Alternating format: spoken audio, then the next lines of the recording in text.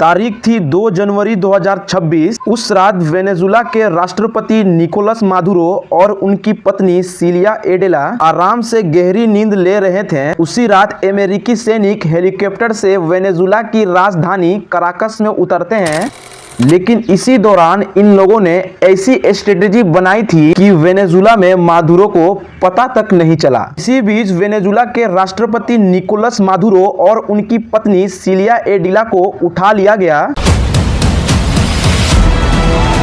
अमेरिकी राष्ट्रपति ट्रंप ने खुद सोशल मीडिया पर इसकी जानकारी दी, लेकिन जैसे ही ट्रंप ने ये बात बताई, दुनिया के कई ताकतवर देश दो हिस्सों में बंट चुके हैं और अमेरिकी सैनिक मादुरो और सिलिया को उठाने के बाद न्यूयॉर्क लाते हैं। और इन सब घटना पर ट्रंप ने मादुरो की एक तस्वीर पोस्ट की, जिसमें हथकड़ी लगे हाथों में मादुरो पानी की एक बोतल थामे हैं और आंखों पर काली पट्टी बंधी है। अब सवाल यह है कि अमेरिका ने मादुरो को कैसे उठा लिया और ट्रंप का वेनेजुला पर हमला कराने के पीछे का कारण क्या है, और वेनेजुला पर क्या अमेरिका राज करेगा या फिर चुनाव कराए जाएंगे। कौन से देश वेनेजुला के साथ खड़े हैं और अमेरिका वेनेजुला पर कंट्रोल क्यों चाहता है, जानेंगे इन सभी सवालों के जवाब आज के इस वीडियो में।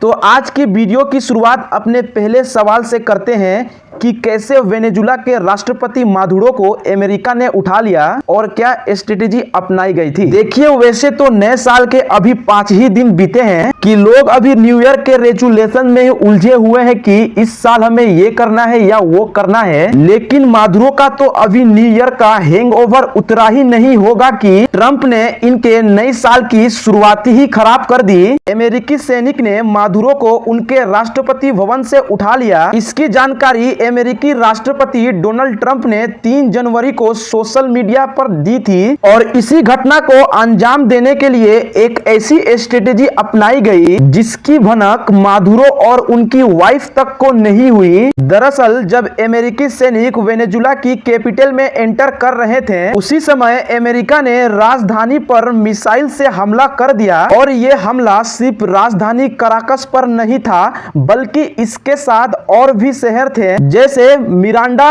अरागुआ और लायावारा पर भी किया गया, ताकि सबकी नजर मिसाइल हमले पर और वहां के सैनिक इन हमलों से निपटने में लगे और तभी वहां के राष्ट्रपति निकोलस और उनकी पत्नी को पकड़ा जाए।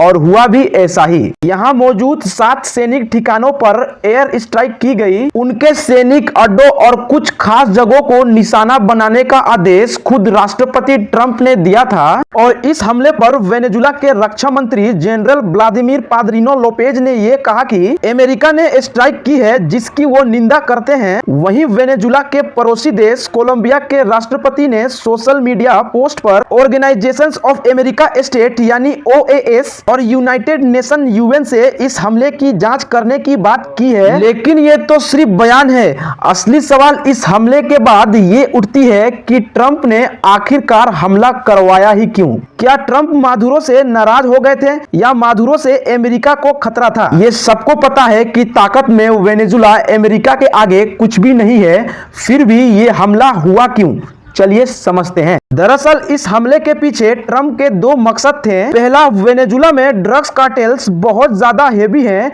सो ट्रंप इसको खत्म करना चाहते हैं। और दूसरा, क्योंकि ये मादुरो के सत्ता में रहते हो रहा है, इसीलिए वो मादुरो को हटाकर सत्ता परिवर्तन करना चाहते हैं। अमेरिका मादुरो को तानाशाह मानता है, इसके लिए पिछले कुछ दिनों से लगातार मिलिट्री बिल्डअप जारी भी कर रखा था। और अब एक तरफ अमेरिका मिलिट्री तैयार कर रहा था, दूसरी तरफ अगस्त में ट्रंप ने चुपचाप लैटिन अमेरिका के ड्रग्स कार्टेल्स के खिलाफ सैनिक कार्रवाई की इजाजत दे दी। और जैसे ही ट्रंप ने आदेश दिया, अमेरिका से जुड़े ठिकानों और लोगों पर कार्रवाई शुरू कर देता है। अब तक 35 घातक हमले किए गए, जिनमें उन नावों को निशाना बनाया गया जिन पर ड्रग्स ले जाने का आरोप था। इन हमलों में 100 से ज्यादा लोग मारे गए। तो फिर अमेरिका ने 2 जनवरी को वेनेजुला पर हमला तो करवा दिया, लेकिन एक दिक्कत खड़ी हो गई।